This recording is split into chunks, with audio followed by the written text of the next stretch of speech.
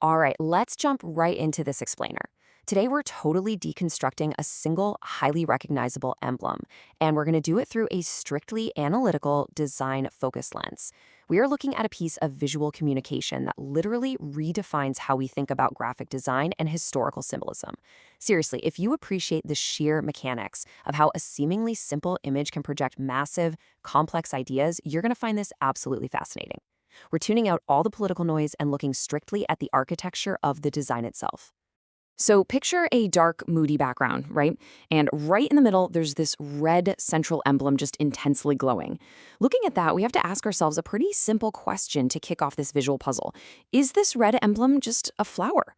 When we look at graphic design, our brains naturally want to categorize shapes immediately. We see curves, we see what kind of looks like petals, and boom, we jump straight to a botanical conclusion. But as we'll see, taking things at face value in the world of semiotics, yeah, that's usually a big mistake. Section 1, the Martyrdom Masterpiece, a purely analytical lens.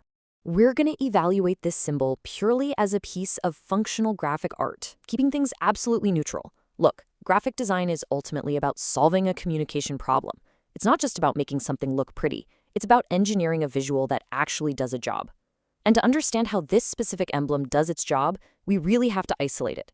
Take a look at the exact title from our source material, Why This Flag is Actually a Design Masterpiece and Why It's Dying.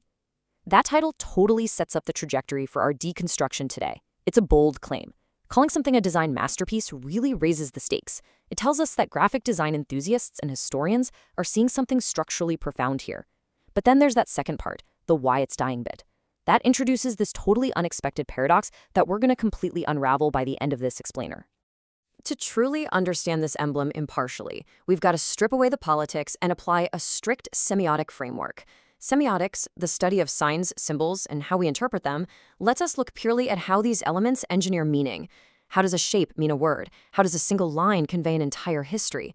By applying this semiotic lens, we can appreciate the pure genius of the design brief without getting tangled up in external debates. We are literally just here for the visual mechanics. Section 2, Semiotics, not a flower. The first deceptive layer. Okay, let's start peeling the onion on this design brief by addressing the most obvious visual element, those petals. The source material features a thumbnail with this massive, unmistakable arrow pointing directly at them, boldly, and honestly almost aggressively declaring, "It's not a flower," in all caps. It's this deliberate, almost cheeky visual deception.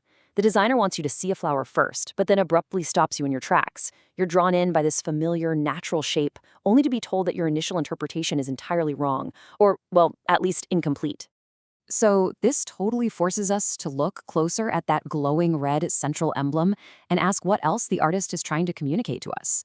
If it isn't just a flower, what hidden meaning is this design brief actually solving for? Think about the colossal challenge the designer faced here. They needed to convey a tremendous amount of cultural and historical weight, but they only had a few interconnected, symmetrical lines to pull it off. They couldn't just write a paragraph to explain it. They had to engineer a single symbol. Section 3. The 2-for-1 Visual Masterpiece, Revealing the Duality. Now, this is where the true brilliance of the design comes into sharp focus. Notice how this visual evolution builds, transforming from a simple floral shape into a multi-layered communication tool.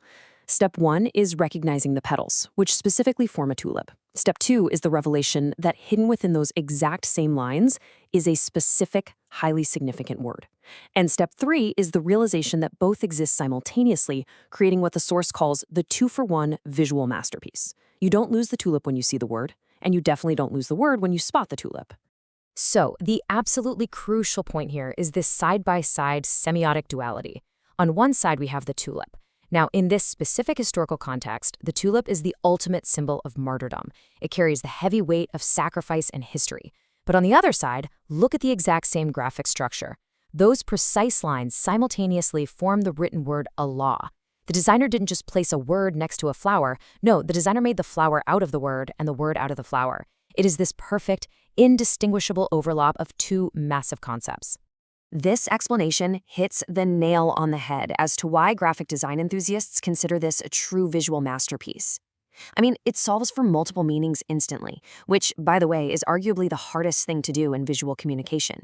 It forms a recognizable tulip while flawlessly integrating the word Allah, and by doing so, it honors this deep history of martyrdom. It basically functions as the ultimate two-for-one visual. It's incredibly rare in the graphic arts world to achieve this level of density without the design looking cluttered or confusing. It's elegantly simple, yet infinitely deep.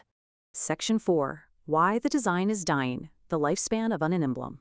But hey, remember that provocative hook from our source text? This incredible feat of design engineering actually has a life cycle. And this is exactly where the study of semiotics becomes truly fascinating.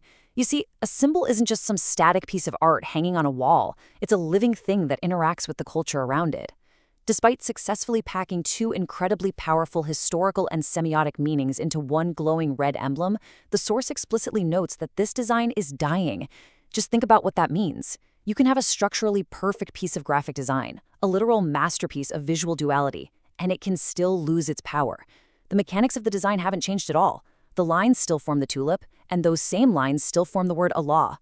That two-for-one visual is still completely intact, yet the source identifies it as a fading entity. So we're going to leave you with this final thought to ponder. How does a two-for-one semiotic masterpiece actually reach the end of its lifespan? What cultural shifts or changes in the environment around the symbol cause even the most brilliantly executed graphic design masterpieces to eventually fade away? It really goes to show that in visual communication, even a flawless design is ultimately at the mercy of time and interpretation. Thank you so much for joining me for this explainer. I really hope this completely changed how you look at the hidden architecture of the symbols all around us.